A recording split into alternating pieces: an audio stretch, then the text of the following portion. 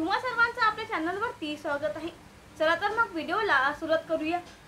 तर लोकप्रिय अभिनेता सिद्धार्थ जाधव याने अनेक मराठी चित्रपट केले आहेत। बकुळा, नामदेव घोटाळे ते दे धक्का तसेच हुप्पा हुया अशा अनेक सिनेमांमध्ये त्याने काम केले आहे। त्यामुळे त्याला लोकप्रियता ही कायम आहे। सिद्धार्थ जाधवने नुकतीच कॅचअप या पॉडकास्टला मुलाखत दिली। या मुलाखतीत त्याला विचारलं गेलं की जेव्हा तुला ट्रोल केलं जातं तेव्हा तू काय उत्तर देतोस? तर यावर सिद्धार्थ जाधव म्हणाला, मी कोणालाही जास्त काही उत्तर देत नाही। जेव्हा सिम्बा हा चित्रपट आला तेव्हा लोकांना असं वाटलं की हा हवेत गेला, पण असं नाही। एकाने मला म्हटलं 300 कोटी तुझ्यामुळे जमले नाहीत, तर ते खरं आहे, 300 कोटी माझ्यामुळे जमले नाहीत, पण मी त्या 300 कोटीचा भाग असल्याचा मला आनंद आहे। आपण त्याचा आनंदही नाही घ्यायचा तर मग कोणी घ्यायचा? मी तो आनंद घेत असतो। लोक वेगळ्या पद्धतीने जज करतात। लोक मला काही आता जज करत नाही तर पूर्वीपासून करतायत। पूर्वी मला सांगायचे की जरा नीट वाग, पूर्वी कसे कपडे घातले तरी म्हणायचे हे कसले कपडे घातलेस, आणि आताही हेच म्हणतात। त्यात काही बदललं नाही।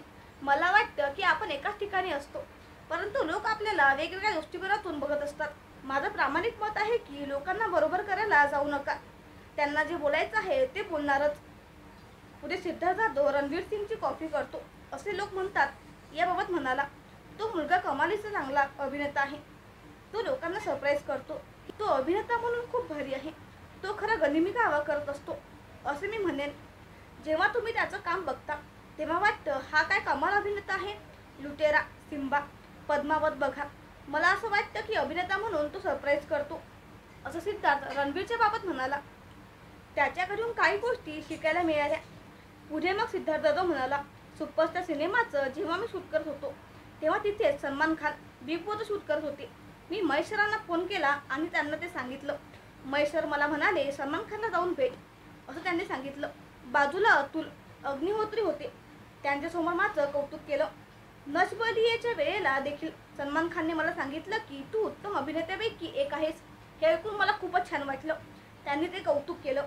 ही कौतुकाची थाप कोणामुळे आहे तर मराठी सिनेमामुळे आहे असं अभिनेता म्हणाला।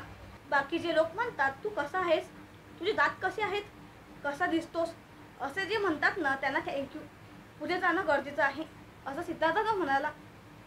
आई बहिणीवर शिवी घातली तर मला खूप वाईट वाटतं, त्याकडे मी लक्ष देत नाही, पण जे लोक समजवतात की नीट वाग, तर नीट म्हणजे नेमकं कसं असं सिद्धार्थ जाधवने सवाल केला। मी जे झोपडपट्टीतून आलो आहे तिथे आंबेडकर जयंती, बुद्ध जयंती, छत्रपती शिवाजी महाराजांची जयंती, गणपती, दिवाळी आणि ख्रिसमस सगळं एका पाठीवर उत्साहाने साजरे करायचे। मी काही सुपरस्टार नाही, मी एक कलाकार आहे ज्याला वेगवेगळ्या पद्धतीने काम करायला आवडतं। मी जसं आहे तसंच राहणार असं सिद्धार्थ जाधव म्हणाला आहे। तर तुम्हाला याचं म्हणणं आवडलं का हे कमेंट सेक्शनमध्ये नक्की सांगा, आणि तुम्हाला सिद्धार्थ जाधव हा अभिनेता आवडतो का हे कमेंटमध्ये नक्की सांगा।